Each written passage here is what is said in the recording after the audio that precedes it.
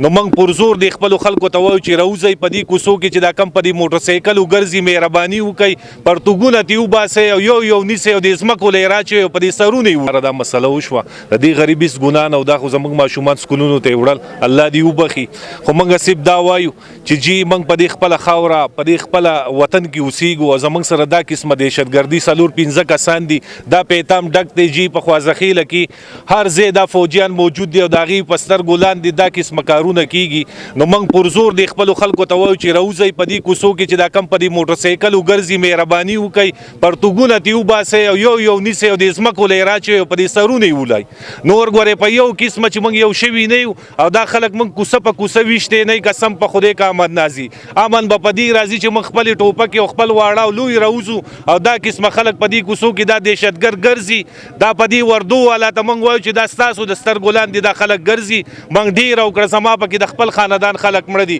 ما ته فول ترټ دی اوس موجوده یې د هغې باوجود موږ د خپل قوم ته وایو چې راوځئ چې یو شو دا چې کم نن په دې کوڅو کې دا 15 او شپږ ګرځي د دو منګه مخنیوي به دا کوو چې ملګري خپلې ټوپکې او خپلې اصلي په دې کوڅو کې دا خلک نیسئ پرتوګونه ترې وباسي او په شرم یې لیږئ نو موږ به امن ناولو او که داسې نو داسې امن نه راځي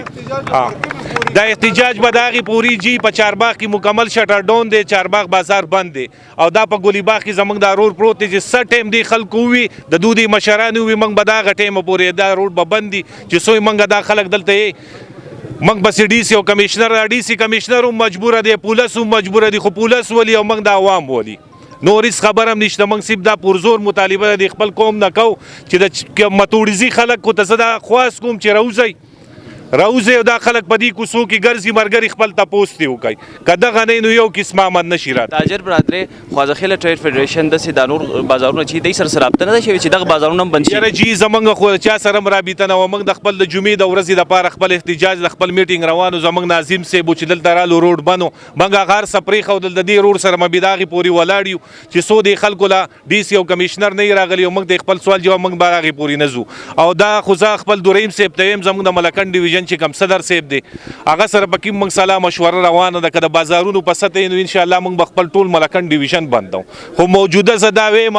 چې امن نه په دکاندار راځي او نه په بل راځي امن به زموږ په دې خلکو راځي چې هر سړی دې په خپل کوڅه کې دا دهشتګرد نیسي او د ځمکو لویې که څنګه چې په موږ ډس کوي داسې به پرې ډس کوو نه موږ بنګړي اچولي دي موږ پوره من خلک یو د سوات نور موږ تنګ شوي ورور هر ځای دا محمد شیرین زموږ رور داود زموږ رور په دې کلي کې دا دریم مړی دی هغه ماشومان هم سخت دي دا به هم د چا راوړي سهار سکول ته به مور سنبال کړي